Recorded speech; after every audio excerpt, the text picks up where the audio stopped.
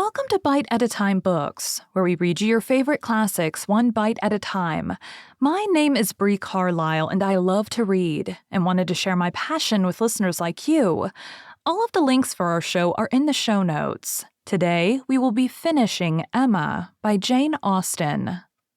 Chapter 19.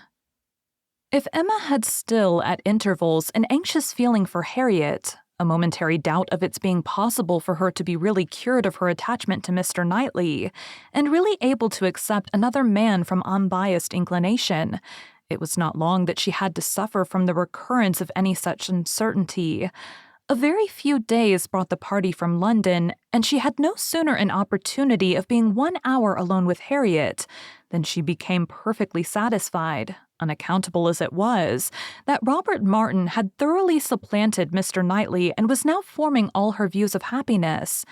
Harriet was a little distressed, did look a little foolish at first, but having once owned that she had been presumptuous and silly and self-deceived, before her pain and confusion seemed to die away with the words, and leave her without a care for the past, and with the fullest exultation in the present and future. For as to her friend's approbation, Emma had instantly removed every fear of that nature by meeting her with the most unqualified congratulations. Harriet was most happy to give every particular of the evening at Astley's and the dinner the next day. She could dwell on it all with the utmost delight. But what did such particulars explain? The fact was, as Emma could now acknowledge, that Harriet had always liked Robert Martin, and that his continuing to love her had been irresistible. Beyond this, it must ever be unintelligible to Emma. The event, however, was most joyful, and every day was giving her fresh reason for thinking so. Harriet's parentage became known. She proved to be the daughter of a tradesman rich enough to afford her the comfortable maintenance which had ever been hers, and decent enough to have always wished for concealment. Such was the blood of gentility which Emma had formerly been so ready to vouch for. It was likely to be as untainted, perhaps, as the blood of many a gentleman. But what a connection had she been prepared for Mr. Knightley, or for the Churchills, or even for Mr. Elton? The stain of illegitimacy, unbleached by nobility or wealth, would have been a stain indeed. No objection was raised on the father's side. The young man was treated liberally. It was all as it should be, and as Emma became acquainted with Robert Martin, who was now introduced at Hartfield, she fully acknowledged in him all the appearance of sense and worth which could bid fairest for her little friend. She had no doubt of Harriet's happiness with any good-tempered man, but with him, and in the home he offered, there would be the hope of more, of security, stability, and improvement. She would be placed in the midst of those who loved her and who had better sense than herself, retired enough for safety and occupied enough for cheerfulness. She would be never led into temptation, nor left for it to find her out. She would be respectable and happy, and Emma admitted her to be the luckiest creature in the world, to have created so steady and persevering an affection in such a man, or, if not quite the luckiest, to yield only to herself. Harriet, necessarily drawn away by her engagements with the Martins, was less and less at Hartfield, which was not to be regretted. The intimacy between her and Emma must sink, their friendship must change into a calmer sort of goodwill, and fortunately, what ought to be and must be seemed already beginning and in the most gradual, natural manner. Before the end of September, Emma attended Harriet to church and saw her hand bestowed on Robert Martin with so complete a satisfaction, as no remembrances, even connected with Mr. Elton as he stood before them, could impair. Perhaps, indeed, at that time she scarcely saw Mr. Elton, but as the clergyman whose blessing at the altar might next fall on herself. Robert Martin and Harriet Smith, the latest couple engaged of the three, were the first to be married. Jane Fairfax had already quitted Highbury and was restored to the comforts of her beloved home with the Campbells.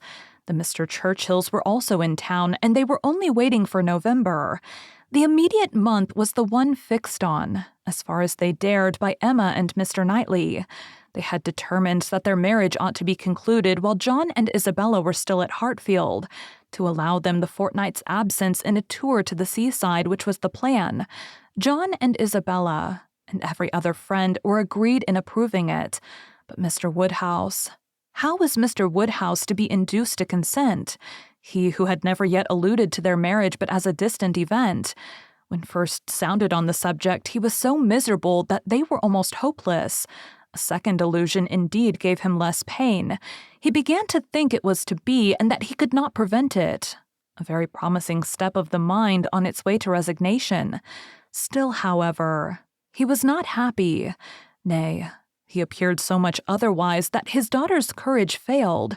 She could not bear to see him suffering, to know him fancying himself neglected, and though her understanding almost acquiesced in the assurance of both the Mr. Knightleys, that when once the event were over, his distress would soon be over too, she hesitated.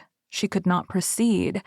In this state of suspense they were befriended, not by any sudden illumination of Mr. Woodhouse's mind, or any wonderful change of his nervous system, but by the operation of the same system in another way. Mrs. Weston's poultry house was robbed one night of all her turkeys, evidently by the ingenuity of man.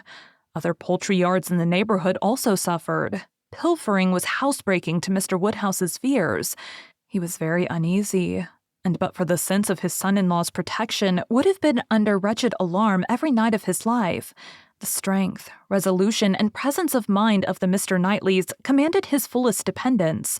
While either of them protected him and his, Hartfield was safe. But Mr. John Knightley must be in London again by the end of the first week in November. The result of this distress was that with a much more voluntary, cheerful consent than his daughter had ever presumed to hope for at the moment, she was able to fix her wedding day, and Mr. Elton was called on, within a month from the marriage of Mr. and Mrs. Robert Martin, to join the hands of Mr. Knightley and Miss Woodhouse.